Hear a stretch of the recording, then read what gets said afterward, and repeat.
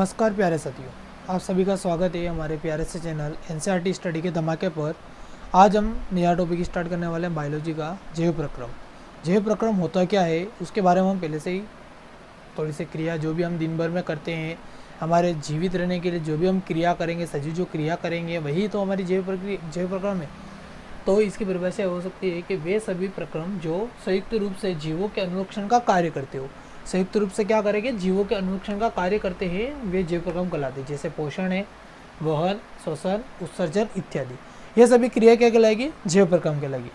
अब इन क्रियाओं के आधार पर हम जीवों को दो प्रकार से बांट सकते हैं। पहला हो सकता है सजीव, पहला होगा सजीव और दूसरा होगा निर्जीव,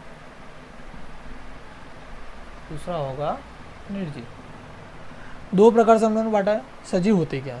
यानी वे जीव जो पोषण, वहन, श्वसन, उत्सर्जन, स्थान परिवर्तन ये सभी क्रियाएं करते हैं, वे सजीव कहलाते हैं। जैसे सजीव में क्या क्या आएंगे? पेड़ पौधे, पहला क्या आएगा? पेड़ पौधे, मनुष्य इत्यादि।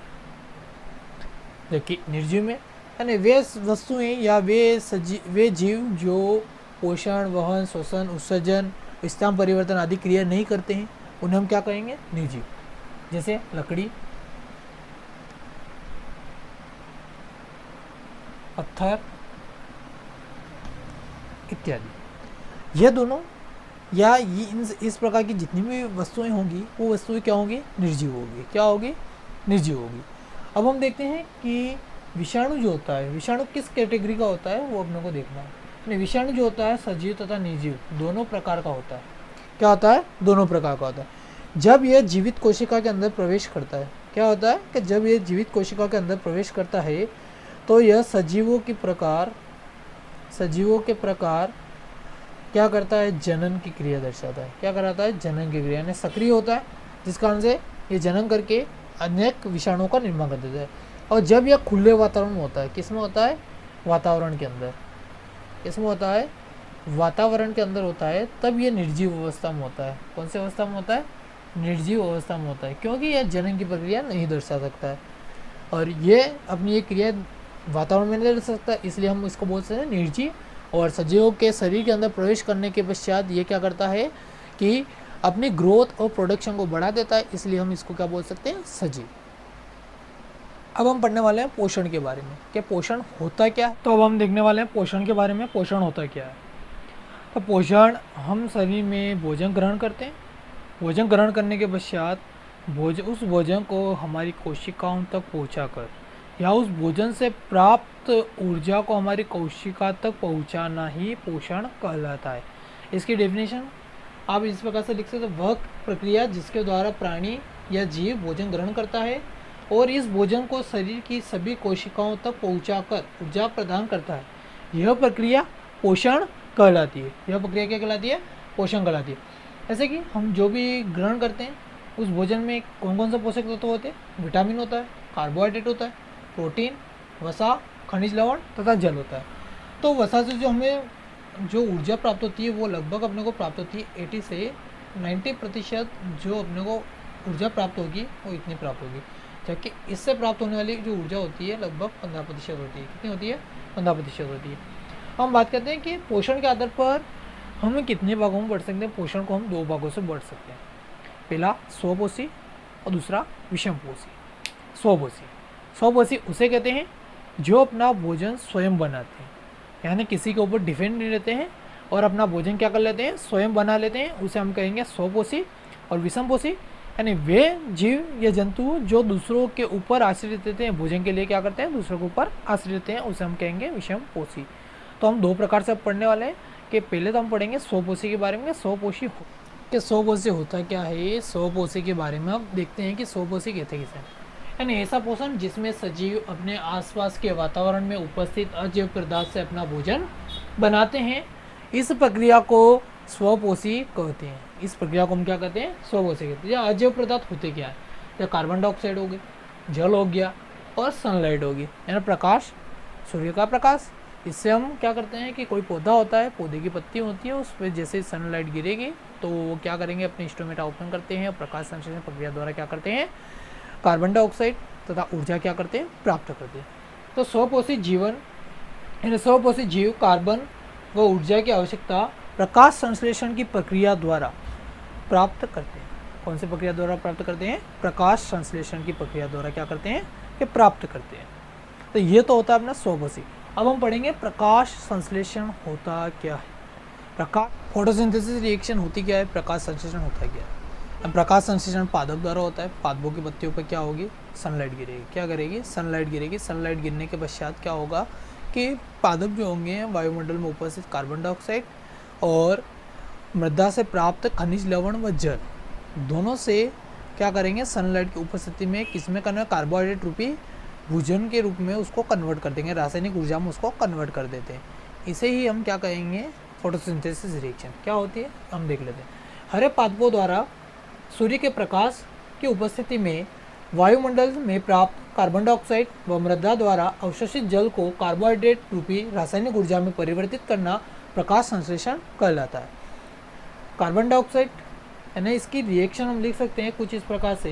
पहले तो हम लिख सकते हैं इसके डेफिनेशन नॉर्मली रूप से कैसे लिखते हैं, तो कार्बन डाइऑक्साइड और जल इसके उपस्थिति में सूर्य के प्रकाश तथा क्लोरोफिल की उपस्थिति में क्या इसका फॉर्म करते हैं, ग्लूकोज का निर्माण कर देते हैं, जल बनाते हैं और ऑक्सीजन और कुछ मात्रा में ऊर्जा का वहन भी करते हैं, यानी बाहर कुछ ऊर्जा भी निकालते हैं। और यहाँ पे लिख सकते हैं कार्बन डाइऑक्साइड को CO2 लिखते हैं, जल को H2O और सनलाइट की प्रेजेंस में क्या बना देगा, ग्लूकोज C6H12O6 बनाएगा और जल को हम वापस लिख सकते हैं H2O। क्या लिखते हैं, H2O और ऑक्सीजन होती है O2 और यहाँ से कुछ मात्रा में ऊर्जा निकलती है, ऊर्जा को हम लिखते हैं ATP। ATP का पूरा नाम है एडिनोसिन ट्राइफॉस्फेट। क्या है, ATP का पूरा नाम एडिनोसिन ट्राइफॉस्फेट। विश्लेषण में प्रयुक्त होने वाली कुछ कच्ची सामग्रियाँ होती है, उन कच्ची सामग्रियों का अध्ययन कर लेते हैं। कच्ची सामग्री होती क्या है या हम इनको प्रयुक्त किस लिए कर रहे हैं वो भी हम देखेंगे। कि सूर्य का प्रकाश, एक होती है कार्बन डाइऑक्साइड, एक होती है क्लोरोफिल और एक जल, यानी ये जो कुछ मेनली जो इम्पोर्टेंट से जो प्रकाश संश्लेषण में भोजन बनाने के लिए प्रयुक्त की जाती है ये सामग्री है। ये क्लोरोफिल है क्या, क्लोरोफिल पत्तियों पर पाए जाने वाला कुछ हरा वर्णक होता है जिसको एक ग्रीन कलर देता है, इसको हम क्या बोलते हैं, क्लोरोफिल को एक वर्णक भी बोल सकते हैं। क्या बोल सकते हैं, वर्णक भी बोल सकते हैं। ये पादपों में क्या करता है पता है। जब अब बात करते हैं जल, यानी स्थलीय पौधे क्या करते हैं, भूमि से जल प्राप्त कर सकते हैं जड़ों द्वारा। और कार्बन डाइऑक्साइड ये क्या करते हैं, वातावरण से ले लेते हैं। कहाँ से ले लेते हैं, वातावरण से। ये ले लेते हैं वातावरण से और ये ले सकते हैं भूमि से। किससे ले लेते हैं, भूमि में से। अब प्रकाश संश्लेषण के दौरान जो होती है घटनाएं, वो घटनाएं क्या क्या होती है, घटनाएं देख लेते हैं।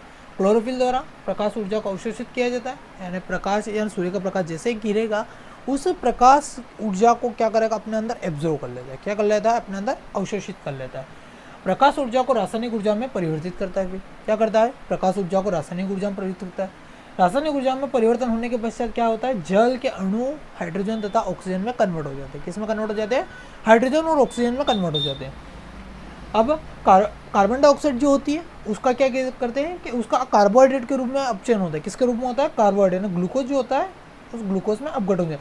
पर यह अपघटन तुरंत नहीं होता है, यह अपघटन तुरंत नहीं होता है। यह भोजन बनाने के दौरान भोजन जो होता है मंड के रूप में संचित कर लिया जाता है। भोजन जो होता है किस में संचित कर लेते हैं, मंड के रूप में संचित कर लेते हैं। जो क्या करता है, जब इनकी आवश्यकता पड़ती है पौधों को, तब ये धीरे धीरे मंड कार्बोहाइड्रेट के रूप में या ग्लूकोज के रूप में कन्वर्ट होते हुए ये इनका उपयोग करते हैं। हम देखते हैं कि क्लोरोप्लास्ट पत्तियों के अंदर उपस्थित हो। क्लोरोप्लास्ट होता क्या है, क्लोरोप्लास्ट कोशिका पत्तियों के अंदर उपस्थित कोशिकाओं का कोई अंग होता है। उन पत्तियों की कोशिकाओं में हरे रंग के बिंदु दिखाई देते हैं। यह हरे रंग के बिंदु कोशिकांग है जिसे हम क्लोरोप्लास्ट कहते हैं। अब क्लोरोप्लास्ट के अंदर क्या उपस्थित होता है, क्लोरोफिल। क्या उपस्थित होता है, क्लोरोफिल। क्लोरोप्लास्ट के अंदर उपस्थित होता है क्लोरोफिल, यानी इसके अंदर ही क्लोरोफिल वर्णक उपस्थित होता है। अपने पास कोई एक पत्ती है, पत्ती का हम क्या कर लेते हैं, अनुप्रस्थ काट कर लेते हैं। कुछ इस प्रकार से अनुप्रस्थ काटते हैं तो इसमें से अपने को छोटे छोटे छिद्र दिखाई देते हैं, ये अंदर वाले। तो ये वाली चालनी नलिका होती है। चालनी नलिका के अंदर एक तो होता है फ्लोएम और एक होता है जाइलम, जो क्या करता है, पौधों में फ्लोएम जो होता है भोजन पहुंचाने का कार्य करता है और ये जल व खनिज लवणों को पहुंचाता है। किसको पहुंचाता है? जल व खनिज लवणों को पहुंचाता है। इसके ऊपर इस प्रकार से कुछ डंडियाँ बनी हुई है, इनको हम बोलते हैं शिरा, और ये बीच वाली लाइन को हम बोलते हैं मध्य शिरा, और इसके बीच इन दो लंबा शिराओं के मध्य के जो मध्य भाग होता है इसको हम बोलते हैं पर्णपटल। क्या बोलते हैं? पर्णपटल। अब इसके कुछ स्ट्रक्चर या जो हमने अनुप्रस्थ काट कर रहा है, इसे अनुप्रस्थ काट को सूक्ष्मदर्शी के अंदर देखते हैं तो कुछ इस प्रकार से दिखाई देता है। ऊपरी लेयर जो होती है मोम क्यूटिकल कहलाती है, और इसके नीचे ऊपरी त्वचा होती है। इसके बाद कुछ इस प्रकार से ये स्टोमेटा पाए जाते हैं। क्या पाए जाते हैं? स्टोमेटा, या इसको हम बोल सकते हैं हरित लवक, सॉरी हरित लवक नहीं, स्टोमेटा बोल सकते हैं। क्या बोल सकते हैं? स्टोमेटा। क्या बोल सकते हैं? स्टोमेटा। ये स्टोमेटा, या इसको हम बोल सकते हैं रंध्र। क्या बोल सकते हैं? रंध्र। इसको हम क्या बोलेंगे? रंध्र। इन रंध्रों के चारों ओर छोटे छोटे ये हरित लवक लगे होते हैं। क्या लगे होते हैं? हरित लवक। यानी बीच में तो ये रंध्र है और साइड में क्या है? क्लोरोप्लास्ट उपस्थित है। क्या है? क्लोरोप्लास्ट। क्या उपस्थित है? क्लोरोप्लास्ट। ये साइड में क्लोरोप्लास्ट है, इसके बीच में ये रंध्र, ये जो लगे हुए हैं ये तो है अपना हरित लवक या क्लोरोफिल। क्या है? क्लोरोफिल, जो इसको हरा रंग देगा। और इसके बीच में जो है स्टोमेटा। क्या है? स्टोमेटा। और हम देखते हैं कि इनके बीच यानी इस कोशिकाओं, यानी इन कोशिकाओं, इस पत्ती के बीच में ये वाले भाग जो खाली रिक्त स्थान है इसको हम बोलेंगे वायु कोश। यानी यहाँ से ऑक्सीजन का क्या होता है? आदान प्रदान होता है। इसके नीचे वाली ये त्वचा है, यह निचली त्वचा कहलाती है, और इसके अंदर निचली त्वचा में ही क्या होता है? द्वार कोशिकाएं होती है। क्या होती है? द्वार कोशिका होती है। यहीं से सूर्य का प्रकाश अंदर आता है, और यहाँ से ऑक्सीजन तथा ऊर्जा बाहर मुक्त होती है। आई होप कि आपको ये वीडियो बहुत पसंद आया होगा। इसका नेक्स्ट पार्ट जानने के लिए हमारे चैनल को तुरंत ही सब्सक्राइब करें, और लाइक एंड सब्सक्राइब करना ना भूलें, और अधिक से अधिक जानकारी प्राप्त करने के लिए हमारा नेक्स्ट पार्ट ज़रूर देखें। हम नेक्स्ट पार्ट में रंध्र के बारे में और रंध्र के कार्यों के बारे में अध्ययन करेंगे। धन्यवाद।